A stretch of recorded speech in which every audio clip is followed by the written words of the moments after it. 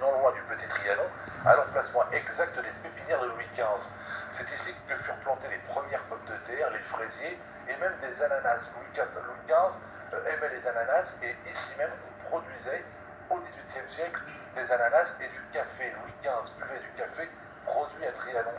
D'où l'idée que nous avons eue de continuer cette excellence agricole et de montrer que nous étions capables de transmettre le savoir-faire mis en place par d'autres que nous, et en particulier les producteurs de Bonnotte de Noirmoutier. Et nous avons choisi ce lieu historique pour transmettre ce savoir-faire unique et montrer à tous les visiteurs du château, qui sont plus de 10 millions par an, et bien que ce savoir-faire mérite aujourd'hui d'être diffusé, encouragé, mieux connu.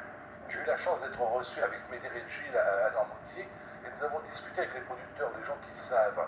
Nous avons rencontré les responsables de la coopérative, et on a pu s'entretenir sur cette méthode culturelle vraiment particulière.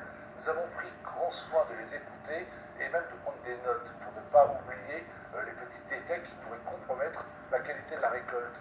Donc on s'est simplement souvenu que la Bonnotte était un produit d'excellence, qui demandait des soins, qui devait être planté manuellement, qui devait vraiment être une pomme de terre qui a suffisamment de place pour s'épanouir, mais pas trop non plus pour ne pas trop grossir.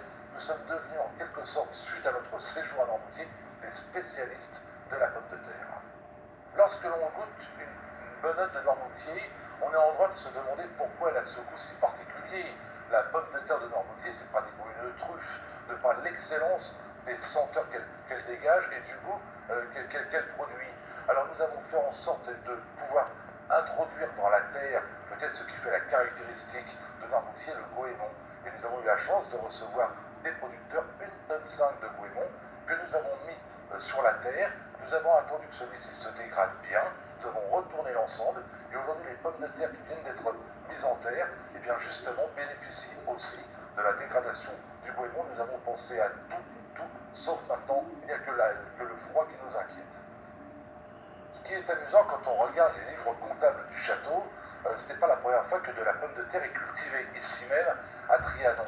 La règle numéro 1 jusqu'à aujourd'hui était de mettre en terre les pommes de terre lorsque le sol était réchauffé et lorsque les grosses gelées n'étaient plus à craindre.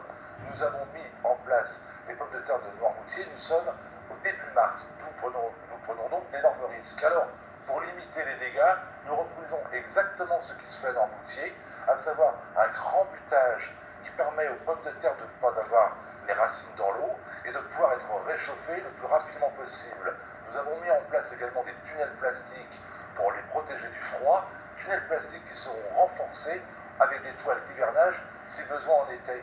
Donc on reproduit exactement les techniques employées, on préserve les jeunes plants des rigueurs du froid, de la pluie, et nous croisons les doigts et nous espérons être les premiers à produire de la pomme de terre de Noirmoutier à Versailles.